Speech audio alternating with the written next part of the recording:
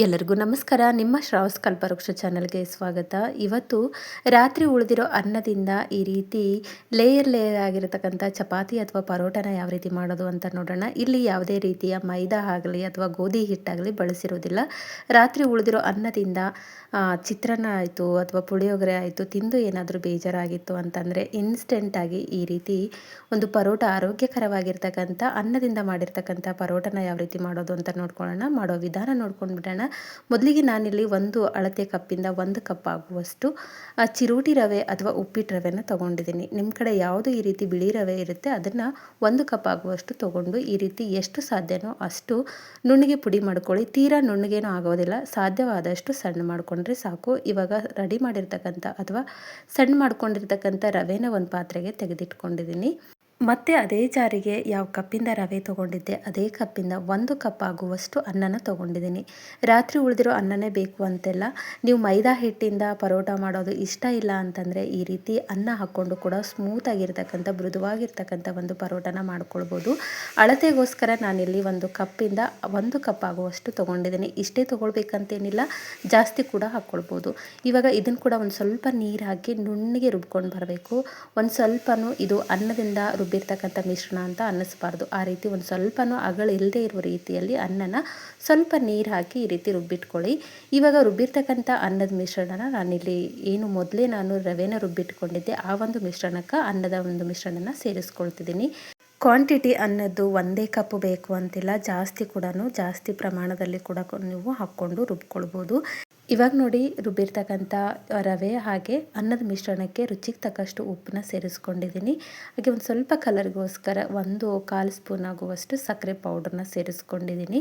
ಇವಾಗ ಮೊದಲಿಗೆ ನಾವೇನು ಅನ್ನದ ಮಿಶ್ರಣನ ಹಾಕ್ಕೊಂಡಿದ್ದೀವಲ್ಲ ಅದರಲ್ಲೇ ಎಷ್ಟು ಸಾಧ್ಯನೋ ಅಷ್ಟು ನಾವು ರವೆನ ಅಥವಾ ಹಿಟ್ಟನ್ನು ಕಲಿಸ್ಕೊಳ್ಬೇಕು. ಆಮೇಲೆ ಬೇಕು ಅಂದರೆ ನೀರು ಹಿಡಿಯುತ್ತೆ ಅನ್ನೋದಾಯಿತು ಅಂದರೆ ನೀರು ಸೇರಿಸ್ಕೊಳ್ಳೋಣ.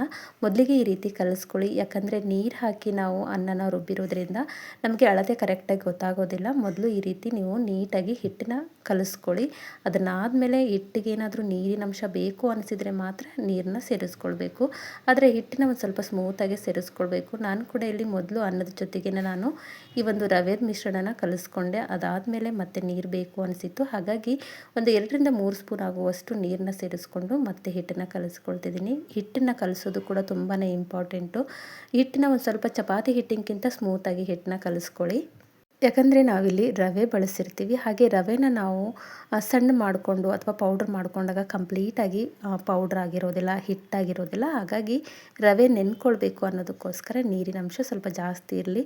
ನೋಡ್ತಿದ್ದೀರಲ್ಲ, ಈ ಕನ್ಸಿಸ್ಟೆನ್ಸಿಯಲ್ಲಿ ನಾವು ಹಿಟ್ಟನ್ನು ಕಲಸಿಟ್ಕೊಳ್ಬೇಕು. ಮೇಲ್ಗಡೆ ಒಂದು ಸ್ವಲ್ಪ 2-3 ಸ್ಪೂನ್ ಆಗುವಷ್ಟು ನೀರನ್ನ ಹಾಕಿ ಈ ರೀತಿ ಹಿಟ್ಟನ್ನು ನೆನೆಯೋಕೆ ಬಿಡೋಣ. ತೀರಾ ಜಾಸ್ತಿನೂ ಸ್ಮೂತಲ್ಲ, ಈ ಒಂದು ಅಳತೆಯಲ್ಲಿ ಹಿಟ್ಟನ್ನು ನಾವು ರೆಡಿ ಮಾಡ್ಕೊಳ್ಬೇಕು.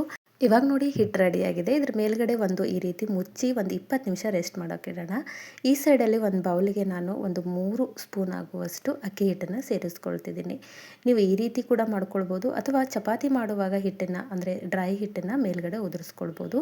ಬಟ್ ಈ ರೀತಿ ಮಾಡೋದ್ರಿಂದ ಬೇಗನೆ ಆಗುತ್ತೆ. ಅದ್ರ ಜೊತೆಗೆ ತುಂಬಾ ಈಸಿಯಾಗಿ ಲೇಯರ್ಸ್ ಬಿಟ್ಕೊಳ್ತವೆ. 3 ಸ್ಪೂನ್ ಆಗುವಷ್ಟು ಅಕ್ಕಿ ಹಿಟ್ಟು, 3 ಸ್ಪೂನು ಅಥವಾ 4 ಸ್ಪೂನ್ ಆಗುವಷ್ಟು ಎಣ್ಣೆ ಹಾಕ್ಕೊಂಡು ಈ ರೀತಿ ನಾವು ಒಂದು ರೀತಿಯಲ್ಲಿ ಸರಿ ರೀತಿಯಲ್ಲಿ ರೆಡಿ ಮಾಡಿಟ್ಕೊಳ್ಬೇಕು. ಇವಾಗ ನೋಡಿ ಇದು ರೆಡಿಯಾಗಿದೆ. ಇದನ್ನು ಕೂಡ ಒಂದು ಸೈಡಲ್ಲಿ ಎತ್ತಿಟ್ಬಿಡೋಣ. ಹಾಗೆ ಹಿಟ್ಟನ್ನು ನಾನು ಒಂದು 20 ಮಿನಿಟ್ಸ್ ಅಥವಾ ಒಂದು 20 ನಿಮಿಷ ನೆನೆಸೋಕ್ಕಿಟ್ಟಿದ್ದೆ. ಕರೆಕ್ಟಾಗಿ ಹಿಟ್ಟು ನೆನ್ಕೊಂಡಿದೆ ನೋಡಿ. ಈ ರೀತಿ ಕೈಗೆ ಒಂದು ಸ್ವಲ್ಪ ಅಂಟುತ್ತೆ, ಯಾಕಂದರೆ ನಾವು ಸ್ಮೂತಾಗಿ ಹಿಟ್ಟನ್ನು ನಾದಿರೋದ್ರಿಂದ. ಒಂದು ಸ್ವಲ್ಪ ಕೈಗೆ ಎಣ್ಣೆ ಹಚ್ಕೊಂಡು ನೀಟಾಗಿ ಹಿಟ್ಟನ್ನು ಕಲಿಸ್ತಾ ಬನ್ನಿ. ನೆಂದಿರೋ ಹಿಟ್ಟನ್ನು ಒಂದು 5 ನಿಮಿಷ ನಾವು ಈ ರೀತಿ ಹಿಟ್ಟನ್ನು ಕಲಿಸ್ಕೊಳ್ಬೇಕು. ಯಾಕಂದರೆ ನಾವು ಇಲ್ಲಿ ಸ್ಮೂತ್ ಆಗಲಿಕ್ಕೆ ಯಾವುದೇ ರೀತಿಯ ಮೊಸರನ್ನಾಗಲಿ ಅಥವಾ ಮೈದಾನಾಗಲಿ ಅಥವಾ ಗೋಧಿ ಹಿಟ್ಟನ್ನಾಗಲಿ ಬಳಸಿರೋದಿಲ್ಲ. ಕೇವಲ ರವೆ ಹಾಗೆ ಒಂದು ಅನ್ನನ ಬಳಸಿರೋದ್ರಿಂದ ಹಿಟ್ಟು ಸ್ಮೂತ್ ಆಗಬೇಕು. ಅದ್ರ ಜೊತೆಗೆ ಲೇಯರ್ ಬಿಟ್ಕೊಳ್ಬೇಕು. ಹಿಟ್ಟು ಕೂಡ ತುಂಬ ಪರ್ಫೆಕ್ಟಾಗಿ ಉಬ್ಕೊಂಡಿದೆ, ನೀವು ನೋಡಿದಾಗಲೇ ಗೊತ್ತಾಗುತ್ತೆ. ನಾನು ಕೂಡ ಇಲ್ಲಿ ಒಂದು 5 ನಿಮಿಷ ಹಿಟ್ಟನ್ನು ಈ ರೀತಿ ನಾದ್ಕೊಂಡಿದ್ದೀನಿ. ಚೆನ್ನಾಗಿ ನಾದ್ಕೊಂಡಾಗ ಈ ರೀತಿ ಮಾಡಿದಾಗ ನಮಗೆ ಈ ರೀತಿ ಹಿಟ್ಟು ಕರೆಕ್ಟಾದ ಕನ್ಸಿಸ್ಟೆನ್ಸಿಯಲ್ಲಿ ಕಟ್ಟಾಗಬೇಕು. ಈ ರೀತಿ ರೆಡಿಯಾಗಿ ಇರಬೇಕು ಹಿಟ್ಟು. ಇವಾಗ ಹಿಟ್ಟು ರೆಡಿಯಾಗಿದೆ ನೋಡಿ, ಎಷ್ಟು ಪರ್ಫೆಕ್ಟಾಗಿ ರೆಡಿಯಾಗಿದೆ ಅಂದರೆ ರವೆ ಒಂಚೂರು ಎಲ್ಲೂ ಕೂಡ ಕಾಣಿಸ್ತಿಲ್ಲ. ಮೈದಾ ಹಿಟ್ಟಿಂದ ರೆಡಿ ಮಾಡಿರ್ತಕ್ಕಂಥ ಒಂದು ಪರೋಟ ಹಿಟ್ಟು ಅಂತ ಅನ್ನಿಸ್ತಿದೆ. ಈ ರೀತಿ ಹಿಟ್ಟನ್ನು ರೆಡಿ ಮಾಡ್ಕೊಳ್ಳಿ. ನಾನಿಲ್ಲಿ ಈ ಪರೋಟಕ್ಕೆ ಯಾವುದೇ ರೀತಿಯ ಲಟ್ಟಣಿಗೆ ಸಹಾಯದಿಂದ ನಾನು ಮಾಡ್ತಿಲ್ಲ. ಜಸ್ಟ್ ಕೈಯಿಂದ ಮಾತ್ರ ನಾವು ಈ ಪರೋಟನ ಮಾಡ್ಕೊಳ್ಬೋದು. ನೋಡಿ ಇಲ್ಲಿ ಒಂದು ಸಕ್ಕರೆ ಪಾಕೆಟ್ನ ತೊಗೊಂಡಿದ್ದೀನಿ, ದೊಡ್ಡದಾಗಿರ್ತಕ್ಕಂಥ ಅಂದರೆ 1 ಕಿಲೋ ಹಿಡಿತಕ್ಕಂಥ ಒಂದು ಸಕ್ಕರೆ ಪಾಕೆಟು ಅಥವಾ ಪ್ಲಾಸ್ಟಿಕ್ ಕವರ್ನ ತೊಗೊಂಡು ಈ ರೀತಿ ಅದರ ಮೇಲುಗಡೆ ಹಿಟ್ಟನ್ನು ಇಟ್ಕೊಂಡು ಕೈಯಿಂದ ಜಸ್ಟ್ ಈ ರೀತಿ ಮಾಡಿದಾಗ ತುಂಬಾ ಸಿಂಪಲ್ಲಾಗಿ ಈಸಿಯಾಗಿ ಒಂಥರ ಅಡಲವಾಗುತ್ತೆ, ಅಂದರೆ ಚಪಾತಿ ಹಿಕ್ಕೊಳ್ಳುತ್ತೆ. ಇವಾಗ ನೋಡಿ ಇದ್ರ ಮೇಲ್ಗಡೆ ನಾವು ಮೊದಲೇ ಅಕ್ಕಿ ಹಿಟ್ಟು ಹಾಗೆ ಎಣ್ಣೆನ ಕಲಸಿರ್ತಕ್ಕಂಥ ಒಂದು ಸರಿನ ಹಾಕ್ಕೊಳ್ಬೇಕು. ನಿಮ್ಗೆ ಈ ರೀತಿ ಇಷ್ಟ ಇಲ್ಲ ಅಂತಂದರೆ ಒಂದು ಸ್ವಲ್ಪ ಎಣ್ಣೆ ಹಚ್ಕೊಳ್ಳಿ, ಅದಾದಮೇಲೆ ಅಕ್ಕಿ ಹಿಟ್ಟನ್ನು ಡ್ರೈ ಆಗಿ ಕೂಡ ಅಕ್ಕಿ ಹಿಟ್ಟನ್ನು ಹಾಕ್ಕೊಳ್ಬೋದು. ಬಟ್ ಈ ರೀತಿ ಮಾಡೋದ್ರಿಂದ ಲೇಯರ್ಸ್ ತುಂಬಾ ಪರ್ಫೆಕ್ಟಾಗಿ ಬಿಚ್ಕೊಳ್ಳುತ್ತೆ. ಈ ರೀತಿ ಅಕ್ಕಿ ಹಿಟ್ಟಿನ ಸರಿನ ನಾವು ಹಚ್ಚಿದ ಮೇಲೆ ಅಂದರೆ ಅಪ್ಲೈ ಮಾಡಾದಮೇಲೆ ಮತ್ತೆ ಒಂದು ಫೋಲ್ಡ್ ಮಾಡ್ಕೊಳ್ಬೇಕು. ಎಷ್ಟು ಸರಿ ನೀವು ಫೋಲ್ಡ್ ಮಾಡ್ತೀರ ಅಷ್ಟು ಫೋಲ್ಡಿಗೂ ಆ ಒಂದು ಅಕ್ಕಿ ಹಿಟ್ಟಿನ ಸರಿನ ನೀವು ಹಚ್ಕೊಳ್ತಾ ಬರಬೇಕು. ನೋಡಿ ಈ ರೀತಿಯಲ್ಲಿ ಅಪ್ಲೈ ಮಾಡ್ಕೊಳ್ತಾ ಬನ್ನಿ.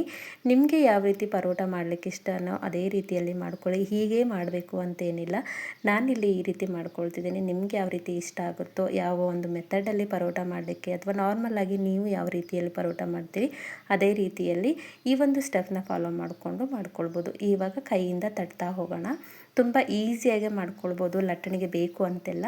ನಾನಿಲ್ಲಿ ಕವರ್ನ ಅರ್ಧ ಭಾಗದಲ್ಲಿ ಹಿಟ್ಟನ್ನು ಇಟ್ಕೊಂಡಿದ್ದೀನಿ, ಇನ್ನು ಅರ್ಧ ಉಳಿದಿರ್ತಕ್ಕಂಥ ಕವರಿನ ಭಾಗ ಅದರ ಮೇಲ್ಗಡೆ ಈ ರೀತಿ ಮುಚ್ಕೊಂಡು ಅಥವಾ ಹಾಕ್ಕೊಂಡು ಈ ರೀತಿ ಕೈಯಿಂದ ಸ್ಪ್ರೆಡ್ ಮಾಡ್ತಾ ಹೋಗಿ ತುಂಬ ಈಸಿಯಾಗಿ ಸ್ಪ್ರೆಡ್ ಆಗುತ್ತೆ. ಒಂದು ಸ್ವಲ್ಪ ಜಾಗ ಬಿಟ್ಕೊಳ್ಳಿ ಎಡ್ಜಸ್ನಲ್ಲಿ. ನೋಡಿ ಈ ರೀತಿ ಒಂದು ಸ್ವಲ್ಪ ಅಡ್ಜಸ್ಟ್ ಮಾಡ್ಕೊಂಡು ಇಟ್ಕೊಂಡು ಈ ರೀತಿ ಸ್ಪ್ರೆಡ್ ಮಾಡ್ಕೊಳ್ಬೋದು. ಈ ಹೋಳಿಗೆ ಕೂಡ ಇದೇ ರೀತಿಯಲ್ಲಿ ಸ್ಪ್ರೆಡ್ ಮಾಡ್ಕೊಳ್ಬೋದು. ಯಾವುದೇ ರೀತಿಯ ಹೋಳಿಗೆ ಪ್ಲೇಟ್ ಬೇಕು ಅಥವಾ ಆಯಿಲ್ ಶೀಟ್ ಅವಶ್ಯಕತೆಯೇ ಇರೋದಿಲ್ಲ. ಈ ಒಂದು ಸಕ್ಕರೆ ಪಾಕೆಟಿಂದ ಕೂಡ ಈ ರೀತಿ ಮಾಡೋದ್ರಿಂದ ತುಂಬಾ ಈಸಿಯಾಗಿ ಬಿಟ್ಕೊಳ್ಳುತ್ತೆ. ತೋರಿಸ್ತೀನಿ ಯಾವ ರೀತಿ ಬಿಟ್ಕೊಳ್ಳುತ್ತೆ ಅಂತ. ನೋಡಿ ನೀವು ಎಷ್ಟು ದೊಡ್ಡದಾದರೂ ಸ್ಪ್ರೆಡ್ ಮಾಡ್ಕೊಳ್ಬೋದು, ಮೇಲ್ಗಡೆ ಹಾಗೆ ಕೆಳಗಡೆ ಈ ರೀತಿ ಕವರ್ ಹಾಕ್ಕೊಂಡು ತುಂಬ ಈಸಿಯಾಗಿ ಬರುತ್ತೆ. ಹೋಳಿಗೆನೂ ಕೂಡ ಇದೇ ರೀತಿಯಲ್ಲಿ ಒಂದ್ಸರಿ ಟ್ರೈ ಮಾಡಿ. ಇವಾಗ ನೋಡಿ ರೆಡಿಯಾಗಿದೆ. ಈ ಸೈಜಲ್ಲಿ ಮಾಡ್ಕೊಂಡಿದ್ದೀನಿ. ಇದು ಯಾವ ರೀತಿ ಬಿಟ್ಕೊಳ್ಳುತ್ತೆ, ತುಂಬ ಈಸಿಯಾಗಿ ಬಿಟ್ಕೊಳ್ಳುತ್ತೆ. ನಮಗೆ ಕೆಲವೊಂದು ಸರಿ ಆಯಿಲ್ ಶೀಟಲ್ಲಿ ಈ ರೀತಿ ಬಿಟ್ಕೊಳ್ದಿದ್ರು ಕೂಡ ಇದರಲ್ಲಿ ಮಾತ್ರ ಪರ್ಫೆಕ್ಟಾಗಿ ಬಿಟ್ಕೊಂಡಿರುತ್ತೆ. ಈ ಸೈಡಲ್ಲಿ ನಾನು ಆಲ್ರೆಡಿ ಗ್ಯಾಸ್ ಮೇಲೆ ಹಂಚಿನ ಕಾಯ್ಲಿಕ್ಕೆ ಇಟ್ಕೊಂಡಿದ್ದೆ. ಗ್ಯಾಸ್ ಮೇಲೆ ತವನ ಕರೆಕ್ಟಾಗಿ ಕಾಯಿಸ್ಕೊಂಡು ಮೀಡಿಯಮ್ ಫ್ಲೇಮಲ್ಲಿ ಇಟ್ಕೊಂಡು ಬೇಯಿಸ್ತಾ ಬರಬೇಕು. ಮೇಲ್ಗಡೆ ಒಂದು ಸ್ವಲ್ಪ ಎಣ್ಣೆ ಹಾಕ್ಕೊಂಡಿದ್ದೀನಿ. ನೋಡಿ ಸಕ್ಕರೆ ಹಾಕಿರೋದ್ರಿಂದ ಬಣ್ಣ ಕೂಡ ಕಲರ್ ಕೂಡ ಚೇಂಜ್ ಆಗುತ್ತೆ. ನಾರ್ಮಲ್ ಪರೋಟಕ್ಕಿಂತ ತುಂಬಾ ರುಚಿಯಾಗಿರುತ್ತೆ. ಅದರ ಜೊತೆಗೆ ಮೈದಾ ಬಳಸಿರೋದಿಲ್ಲ, ಆರೋಗ್ಯಕ್ಕೂ ಕೂಡ ತುಂಬಾ ಒಳ್ಳೆಯದು. ಈ ರೀತಿ ತಿರುಚಿ ಹಾಕಾದ್ಮೇಲೆ ಎರಡೂ ಬದಿಯಲ್ಲಿ ಹೊಂಬಣ್ಣ ಬರೋವರೆಗೂ ಬೇಯಿಸ್ಕೊಳ್ಬೇಕು. ಎರಡೂ ಬದಿಯಲ್ಲಿ ಒಂದು ಸ್ವಲ್ಪ ಎಣ್ಣೆ ಅಥವಾ ಒಂದು ಸ್ಪೂನ್ ತುಪ್ಪ ಆದರೂ ಹಾಕ್ಕೊಂಡು ಬೇಯಿಸ್ಕೊಳ್ಳಿ. ನೋಡಿ ಕಲರ್ ಎಷ್ಟು ಕರೆಕ್ಟಾಗಿ ಗಾಢವಾಗಿ ಕಟ್ಕೊಳ್ತಿದೆ. ಹಾಗೆ ಅನ್ನನ ಬಳಸಿರೋದ್ರಿಂದ ಅಂಟುಕೊಳ್ಳುತ್ತೆ ಅನ್ನೋ ಟೆನ್ಷನ್ ಬೇಡ. ಎಲ್ಲೂ ಕೂಡ ಒಂದು ಸ್ವಲ್ಪನೂ ಅಂಟೋದಿಲ್ಲ, ಯಾಕಂದರೆ ರವೆನ ಅದ್ರ ಜೊತೆಗೆ ಬಳಸಿರ್ತೀವಲ್ಲ ಹಾಗಾಗಿ. ಹಾಗೆ ಮೈದಾ ಹಿಟ್ಟಿನ ಒಂದು ಪರೋಟದ ರೀತಿಯಲ್ಲಿ ಇದೇನು ಅಷ್ಟೊಂದು ನಾರು ಅಂತ ಅನಿಸೋದಿಲ್ಲ, ತುಂಬಾ ಸಾಫ್ಟಾಗಿ ಬರುತ್ತೆ. ಇವಾಗ ರೆಡಿಯಾಗಿದೆ, ತಗೊಳ್ತಿದ್ದೀನಿ. ಇಷ್ಟ ಆದರೆ ಸಾಕು. ಇಲ್ಲಿ ಇನ್ನೊಂದು ಕೂಡ ಮಾಡಿ ತೋರಿಸ್ತಿದ್ದೀನಿ. ಮತ್ತು ಅದೇ ಪ್ರೊಸೀಜರಲ್ಲಿ ಒಂದು ಸ್ವಲ್ಪ ಹಿಟ್ಟನ್ನು ನಾವು ಸ್ಪ್ರೆಡ್ ಮಾಡಿಕೊಂಡು ಅದ್ರ ಮೇಲುಗಡೆ ಅಕ್ಕಿ ಸರಿನ ಅಂಟಿಸಿ ಅಥವಾ ಅಪ್ಲೈ ಮಾಡಿ ಈ ರೀತಿ ಮತ್ತು ಪೇಪರ್ಸ್ನ ಫೋಲ್ಡ್ ಮಾಡಿಕೊಂಡು ಸ್ಪ್ರೆಡ್ ಮಾಡ್ತಾ ಬಂದರೆ ಸಾಕು. ಯಾವುದೇ ಲಟ್ಟಣಿಗೆ ಇಲ್ಲದೆ ಆರಾಮಾಗಿ ಈಸಿಯಾಗಿ ಪರೋಟನ ಬೇಕು ಅಂದಾಗ ಮಾಡ್ಕೊಳ್ಬೋದು. ಏನಾದರೂ ಮನೆಯಲ್ಲಿ ರೈಸ್ ಭಾಳ ಉಳಿದಿತ್ತು ಅಂತಂದರೆ ಅಥವಾ ಆರೋಗ್ಯಕರವಾಗಿ ಮೈದಾ ಹಿಟ್ಟನ್ನು ಬಳಸದೆ ಮೊಸರನ್ನ ಬಳಸದೆ ನೀವು ಪರೋಟ ಮಾಡಬೇಕು ಅಂತಂದರೆ ಈ ಒಂದು ರೆಸಿಪಿನ ಟ್ರೈ ಮಾಡಿ. ತುಂಬಾ ಪರ್ಫೆಕ್ಟಾಗಿ ಬರುತ್ತೆ. ನಾನು ತೊಗೊಂಡಿರ್ತಕ್ಕಂಥ 1 ಕಪ್ ಅನ್ನದಲ್ಲಿ ಹೆಚ್ಚು ಕಡಿಮೆ ಒಂದು 7ರಿಂದ 8 ಪರೋಟಗಳೇ ರೆಡಿಯಾಗಿದ್ದವು. ನೋಡಿ ಎಷ್ಟು ಸಾಫ್ಟಾಗಿದೆ. ಪ್ರತಿಯೊಂದನ್ನು ಕೂಡ ಅದೇ ರೀತಿಯಲ್ಲಿ ಮಾಡಿಟ್ಕೊಂಡಿದ್ದೆ. ತುಂಬಾ ಕರೆಕ್ಟಾಗಿ ಬೇಯಿಸುವಾಗಲೇ ಆ ಲೇಯರ್ ಬಿಟ್ಕೊಂಡಿರುತ್ತೆ, ಅಷ್ಟು ಪರ್ಫೆಕ್ಟಾಗಿ ಬರುತ್ತೆ. ನೀವು ನೋಡ್ತಿರ್ಬೋದು ಅಲ್ಲಲ್ಲಿ ಲೇಯರು ಪ್ರತಿಯೊಂದು ಪರೋಟಕ್ಕೆ ತುಂಬ ಪರ್ಫೆಕ್ಟಾಗಿ ಬಿಟ್ಕೊಂಡಿರುತ್ತೆ. ಅಂದರೆ ಈ ಪರೋಟನ ನಾವು ಬೇಯಿಸುವಾಗಲೇ ಈ ರೀತಿ ಲೇಯರ್ಸು ಓಪನ್ ಆಗಿರುತ್ತೆ, ಯಾಕಂದರೆ ಅಕ್ಕಿನ ಸರಿನ ಮಾಡಿ ನಾವು ಹಚ್ಚಿರೋದ್ರಿಂದ ಬೇಗ ಲೇಯರ್ಸು ಬಿಚ್ಕೊಳ್ಳುತ್ತೆ. ಹಾಗೆ ಒಳಗಡೆ ಕೂಡ ತುಂಬಾ ಪರ್ಫೆಕ್ಟಾಗಿ ಬೆಂದ್ಕೊಂಡಿದೆ. ನೋಡಿ ಈ ರೀತಿಯಲ್ಲಿ ಬೆಂದ್ಕೊಂಡಿರುತ್ತೆ. ಇದು ಯಾವುದೇ ರೀತಿಯ ಮೈದಾ ಹಿಟ್ಟನ್ನು ಬಳಸದೆ ಮಾಡಿರ್ತಕ್ಕಂಥ ಪರೋಟ. ಒಂದ್ಸರಿ ಟ್ರೈ ಮಾಡಿ, ತುಂಬಾ ಪರ್ಫೆಕ್ಟಾಗಿ ಬರುತ್ತೆ.